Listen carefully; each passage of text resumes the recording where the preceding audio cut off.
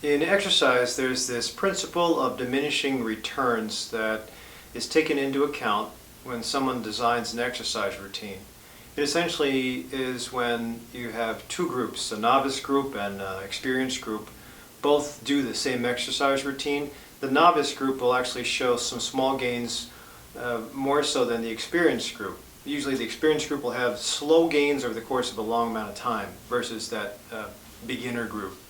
And then you'll have this concept progress on.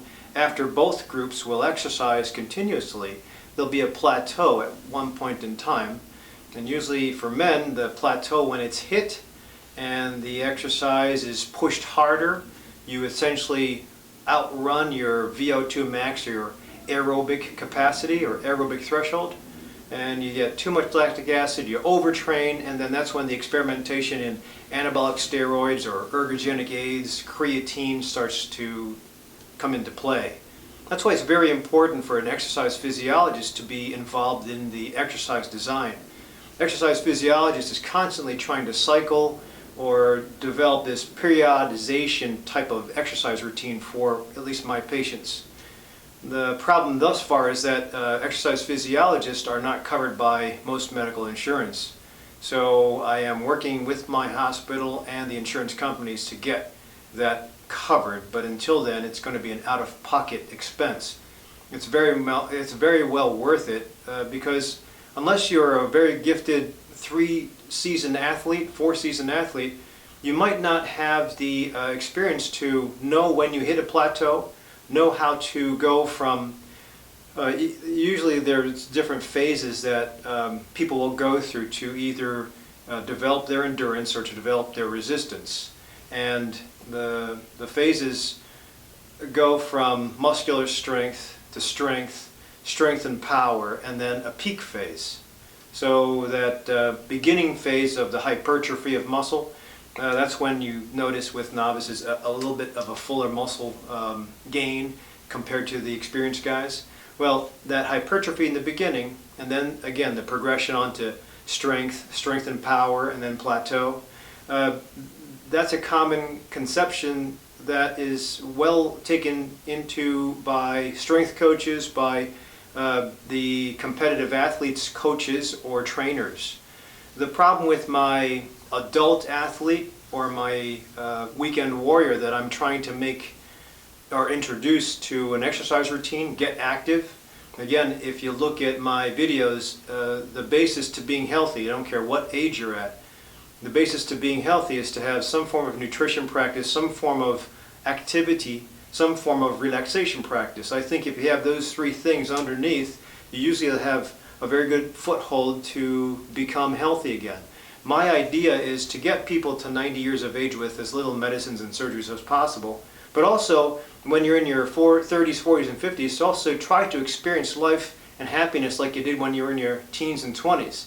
You don't have to go down to that body mass index, but you should feel good. There's nothing like just seeing a straightaway, whether it's dirt or pavement, and then just saying, hey, let's go race. For me, that's kind of cool. Or to do a 30-minute exercise routine, or to jump into a new class of some sort, or play a pickup game and not feel sore, not feel winded, not have chest pain. There's something that's cool about that. That's the concept, I think, of being young again. Don't have to be skinny, don't have to have 3% body fat, but you just have to have that concept of being young. And I think when you have that concept, you're happy, you sleep better, you react, your immune system is better, you react to infection better, and you think and process faster. The only problem is, I think as my average patient, 30, 40, and 50 years of age, comes in, there's so much confusion and distraction with paying bills, worrying about retirement, getting to work on time, taking care of kids, that they kind of put enjoyment as a low priority. When I tell people about how do you relax, I usually hear watch TV, have a drink, or read. And I think that's okay, but there's more concepts to relaxing and getting that serotonin response to maximize on your healing. And I'll put a link to the serotonin response. But in this concept where we're talking about maxing out, the idea is when you have a sport and you're in high school or college, you know that you have a certain amount of time before season. You don't want to be peaking or pushing the heaviest weight or going the hardest sprint right at season because you might get injured. That's overtraining. You want to do that in the off season, and then you want to maximize that in the preseason, and then you have competition. So it's nice when you have that block of time already set for you. Then you have coaches, but my average adult athlete or my average adult patient isn't involved in competitive sports, maybe a 5K or a marathon here and there, but because there's no involvement in sports, there's no calendar of events. So I usually say, when you go get active, and I'll have somebody say, okay, I'm going to get a pair of sneakers on and start running. And that's okay, but again, the concept is sustainability here. So the best thing I can say to people is, if you cannot get an exercise physiologist or a very good personal trainer involved in designing something for you, or watching over you, being my eyes in the field, getting that kind of a coach involved, then you're going to have to kind of work as best as you can to cycle your exercises. Again, that's called periodization. It's when you develop those stages of exercise. And if you always stick to it, and you have to know a little bit about exercise. You have to know about resistance training, you have to know about interval of training, you have to know about intensity, frequency, duration. You have to kind of design that stuff. If you're on your own, that's kind of hard. If you don't, and you just get a pair of sneakers, or you join Planet Fitness or Lifetime Fitness and you go to town with the exercises, there's a very good possibility that you'll hit that plateau phase that I mentioned earlier. And then what do? Usually if you go through those stages I mentioned in periodization, the hypertrophy, the strength and power, and then the peak, usually you'll have that peak and then you'll have a respite, a time where you take it easy for a short amount of time. I kind of liken that to a detox. Then you reintroduce a different exercise routine, or you change it up a little bit, so that you'll always have something different to train the muscles with. One type of exercise is good, but to get to that maximum amount of tolerance of lactic acid, and to be able to get all the muscles and all the cells in your body, including brain and heart, to extract oxygen as much as possible, that's called VO2 max. You have to push the envelope a little bit. Sometimes it's hard, if you're on your own, to push the envelope or get that extra rep if you're not having any motivation. So again, another reason to consider having either a training partner, somebody with more experience, a group maybe, joining a group, or hiring a personal trainer, exercise physiologist, yoga instructor, Tai Chi instructor, martial arts instructor. Or maybe enrolling in an adult team somewhere that you might see at the Park District. But there's scheduled events, and you'll have a regimented amount of time to exercise.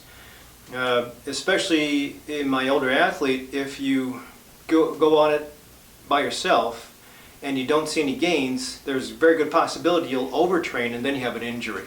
And then usually what happens is, because of that injury, take time off, and then you kind of forget, or getting back to exercise becomes a low priority, and you start that whole cycle all over again of not being active, gaining weight, having problems with diabetes, blood pressure goes up, eating is undesirable, you're eating all day long. And that's another important thing.